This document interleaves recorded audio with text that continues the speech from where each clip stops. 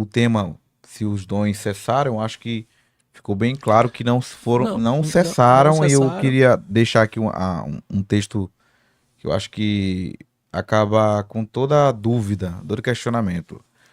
Porque se a pessoa acreditar que os dons cessaram, ela precisa acreditar que o Espírito Santo não está mais conosco. E aí ele tem que dizer que Jesus está mentindo, porque Jesus disse que ele vai habitar conosco para sempre. E aí, em Coríntios, 1 Coríntios 12, 7, ele diz assim: a cada uma, porém, é dado a manifestação do Espírito para o proveito comum, porque a um é dado, mediante o Espírito, a palavra de sabedoria, a outro, segundo o mesmo Espírito, todo o tempo dizendo que é o Espírito que dá esses dons. Se os dons cessaram, naturalmente, o Espírito foi embora. E se o Espírito foi embora, a igreja está fazendo o que aqui? E você vê que Paulo não faz diferença entre Sim, dons de milagres, dons de sinais. Não tem separação. Essa separação é feita... Normalmente os cessacionistas gostam de fazer essa distinção, falar de dons de sinais, de dons de revelações. Isso não existe mais, mas tem esses dons de serviço, ainda existe. Para Paulo não tá, ele mistura tudo. Ele coloca dom de profecia junto com serviço, inclusive tem um dom que a gente precisa orar muito para Deus mandar na igreja, que é o dom da liberalidade, da pessoa ser liberal em socorrer o irmão necessitado. O dom de discernimento de espírito, que é um dom essencial para a igreja. A gente precisa de discernimento do espírito. Acho que mais do que nunca. Tá tudo junto. O dom de línguas, que em 1 Coríntios não é o mesmo dom de línguas de Atos 2. É uma linguagem espiritual que só pode ser interpretada com o dom espiritual de interpretação de línguas. É uma linguagem...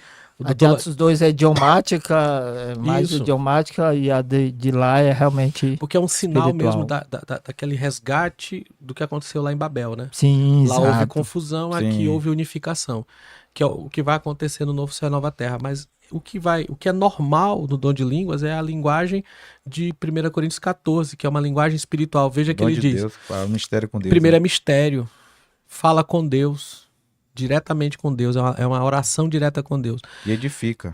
Edifica a si mesmo. A mente se torna infrutífera. Às vezes o que está orando nem entende o que está falando. Sim. Então, e é uma linguagem que só pode ser interpretada com o dom de interpretação de línguas.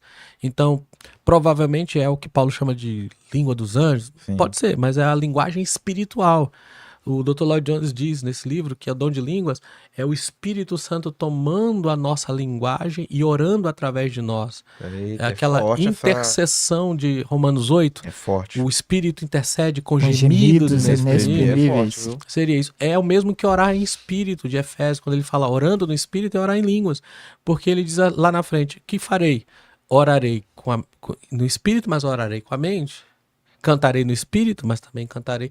O dom de línguas inclui o próprio cantar em línguas, porque ele fala cantarei em espírito. Então ele está falando do cantar em línguas, do orar em línguas. Então quando Paulo vai dizer em Efésios que nós devemos orar o tempo todo no espírito, ele está falando da oração em línguas também, que era comum na comunidade, a gente deveria experimentar. Buscar esse dom espiritual. Nem todos têm, mas podem buscar para experimentá-lo, porque Deus pode conceder. E por favor, vós pastores, missionários, vocês que dirigem as congregações, não faça isso de impedir que seja o dom de Deus revelado, porque isso está acontecendo bastante. Eu tenho passado por aí, visitando algumas congregações, e sendo impedido falar em línguas. Falar em línguas, apesar de não edificar toda a igreja, sem a interpretação, edifica a si mesmo. E é bom ser edificado. Se você não está, por exemplo, num culto onde a palavra não foi excepcional, vinda corretamente bíblica, direto de Deus, mas se houve a manifestação do Espírito e alguém falou em mistério, ele saiu dali edificado. De tal forma que esse é o dom de Deus. O que Paulo está falando em Coríntios você está no culto, então vem alguém e vai dar uma palavra. Sim. Vem alguém e canta. Ele está falando daquela coisa pública, daquele que assume a liderança do culto e fala para todo mundo. Sim.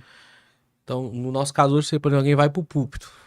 Ele diz: se você tem línguas e vai falar publicamente para todo mundo, mas não tem a interpretação, então fique lá, ore só você com Deus. Não quer dizer que ele não possa orar no culto em línguas, mas ele não está sendo permitido orar publicamente para todo mundo em línguas. Na direção, como pregador. Como pregador, ou como alguém que, por exemplo, é chamado para fazer uma oração pública. Sim. Vamos orar aqui diante do Senhor, o irmão vem orar. Ele vai fazer a oração, ele deve orar na linguagem que todo mundo entenda. Sim. E se orar em línguas, alguém precisa interpretar ou ele mesmo precisa interpretar.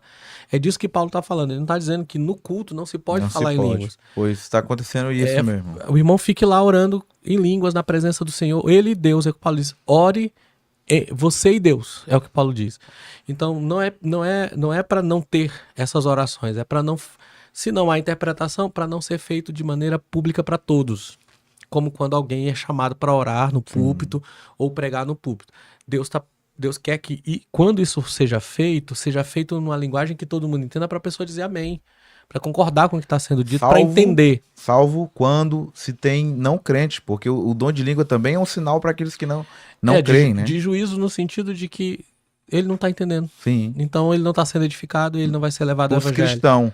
Mas pro não crente, ele ainda pode não estar sendo edificado, mas ele tem algo ali sobrenatural que fará ele questionar se é verdade ou não, se é de Deus ou não. O que Paulo diz em 1,14 é que o ideal é que haja profecia. Haja profecia. Para que os segredos do coração sejam revelados e aquela pessoa glorifique a Deus. Então o ideal é orar pela profecia. E profecia não é a mesma coisa que pregação, tá? Sim. É uma mensagem dada diretamente de Deus à mente do profeta com a intenção de edificar, consolar e confortar. Isso é uma das bases deles. Né? Eles dizem que é pregação. Mas veja que interessante. Se é pregação, Paulo vai dizer assim, se alguém receber uma mensagem e enquanto ele está falando um outro receber, o primeiro se cala para o outro falar. Claro que isso não é pregação. Não tem nada a ver. Eu tô pregando, aí alguém no meio do culto... Vai pregar. Eu tenho uma outra pregação para falar. Você pode ficar calado. Não é. E veja que o texto diz, e vier revelação a outro. E vier palavra a outro. A ideia é de uma palavra vinda diretamente à mente. Enquanto um está profetizando, Deus pode falar através de outro. Então o outro precisa calar enquanto o outro diz. E aí aí Paulo diz, e aí todo mundo julgue. A comunidade deve avaliar se o que foi dito vem de Deus ou não. Entendeu? Então não é pregação. Profecia não é a mesma coisa que pregação.